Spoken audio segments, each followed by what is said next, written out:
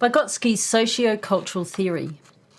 Vygotsky's sociocultural theory of human learning describes learning as a social process and the origination of human intelligence in society or culture, which is how we learn the social rules and protocols of the culture we grow up with. Now, Vygotsky believed everything we learn is learned on two levels. Firstly, through interaction with others, modelling other people's behaviour through imitation, observing how something is done, listening to what other people say.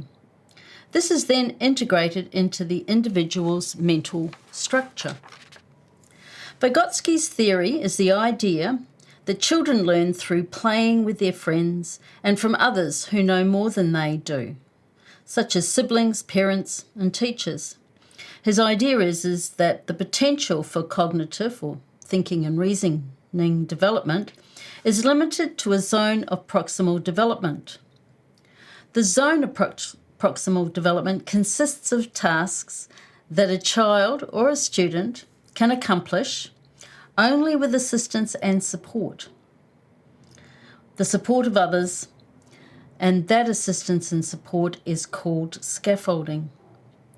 This falls between the actual development level of the child, which consists of tasks that the child can successfully accomplish without assistance, and level of the child's potential development.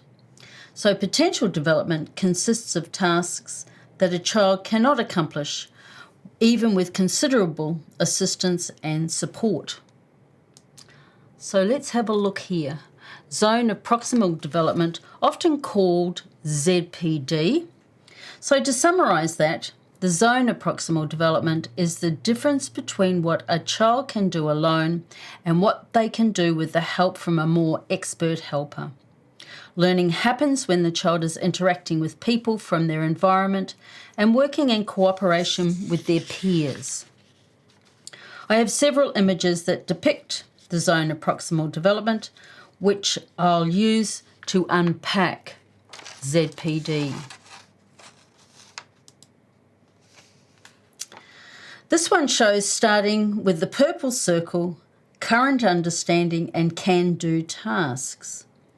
Moving to the blue circle, to the zone of proximal development, where use of scaffolding, that is, assistance and support strategies, a task can be achieved. And the green circle depicts what's out of reach. So how can we provide the assistance and support strategies, the scaffolding?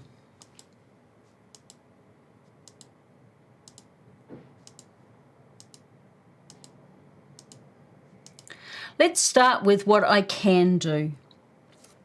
Through observation and questioning, we as teacher aides can establish what the student already knows.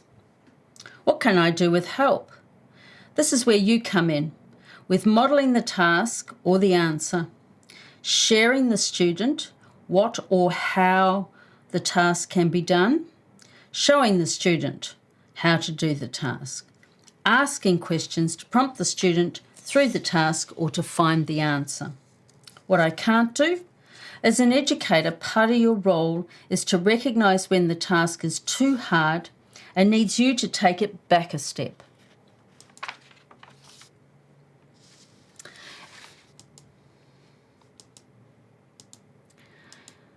Let's look at the comfort zone. In the comfort zone, what the student can already do. It's a really good idea to open a learning session with a task you know the student will succeed at. This gives the student confidence, immediate success, and motivation to move to the next task. In the zone of proximal development, where the new learning is occurring, make it exciting. Make it a shared experience between you and the student.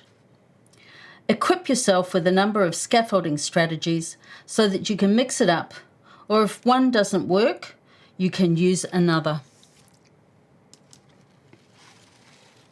Let's talk through an example of scaffolding in the zone with the task of learning to ride a bike. In the beginning, the child couldn't ride a bike. They observe their older siblings as they ride around the backyard and get an understanding of the how-tos, such as your legs to go round and round on the pedals and to hold on to the handlebars. However, once on the bike, what isn't observed is the balancing. So the child keeps falling over. Along comes the parent or older sister, and of course, they might hold the bike between the handlebars and the seat, while the child madly turns the pedals and there is some movement. As they practice together, little by little, the child gains their balance, and by holding the back of the seat, the adult can now give less assistance to support balance and direction.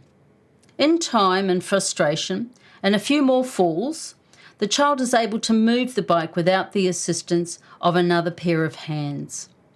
The child has now gone from what is unknown to new learning. So here we are. What is scaffolding? The zone of proximal development is the difference between what a student can do alone and what they can do with support from a more expert learner. Learning happens when the student is interacting with people from their environment and working in cooperation with their peers. Helping the learner understand within the zone through modelling, hinting, asking questions to make the student think.